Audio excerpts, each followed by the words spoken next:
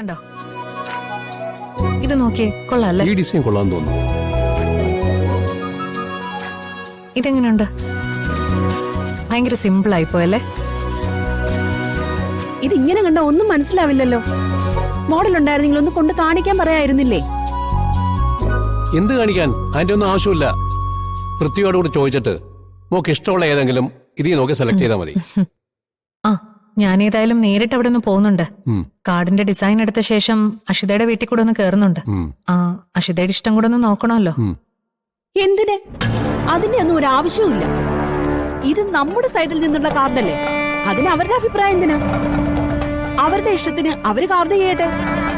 അതോ വിവാഹത്തിന്റെ എല്ലാ ചെലവും നമ്മളാ നോക്കുന്നതെന്ന് പറഞ്ഞുകൊണ്ട് അവര് കാർഡ് പോലും അടിക്കുന്നില്ലേ? അങ്ങനെ രണ്ട് സൈഡിൽ നിന്നും സെപ്പറേറ്റ് ഇൻവിറ്റേഷൻസ് എന്തിനാ ചെറിയമ്മേ? രണ്ടു കൂട്ടർക്കും കൂടി ഇഷ്ടമാവുന്നൊരു കോമൺ കാർഡ് തയ്യാറാക്കിയ പോരെ? അത് മതി മോളെ, നീ അതൊക്കെ അതിന്റേതായ രീതിയിൽ നോക്കി ചെയ്താൽ മതി. ഇതിലും ഭേദം അവൻ അനാഥാലയത്തിൽ നിന്നും വല്ല അനാഥ പെണ്ണിനെയും കെട്ടുന്നതായിരുന്നു. എന്റെ മോന്റെ ഒരു വിധി. ചെറിയമ്മ എന്തിനാ ഇങ്ങനെയൊക്കെ പറയുന്നേ? നമുക്ക് വേണ്ടത് നല്ലൊരു പെൺകുട്ടിയല്ലേ? ഇവള് പറയുന്നൊന്നും മോള് കാര്യമാക്കണ്ട.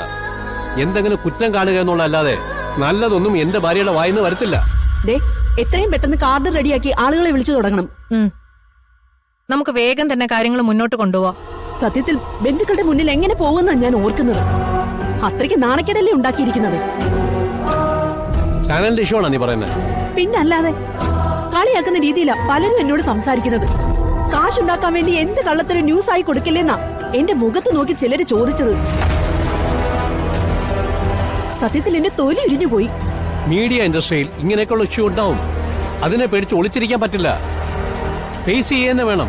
ഇങ്ങനെയൊക്കെ പറഞ്ഞതുകൊണ്ട് നമുക്കുണ്ടായ നാണക്കേടൊന്നും ഇല്ലാതാവില്ലല്ലോ.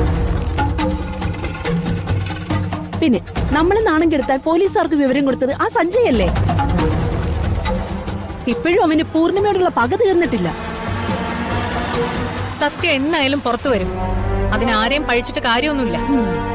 ഓരോരുത്തർ അവരവരുടെ ജോലിയല്ലേ ചെയ്യുന്നേ. അതെ, നമ്മളെ തകർക്കാൻ സഞ്ജയ് ഒരിക്കലും ഒരു നുണക്കഥ പറയില്ലല്ലോ. നമുക്കൊരു തെറ്റുപറ്റി, അത് മനസ്സിലാക്കി തിരുത്തണം. ഒരു തരത്തിൽ പറഞ്ഞാൽ സാധാരണക്കാരന്റെ കോടതിയാണ് മാധ്യമങ്ങൾ.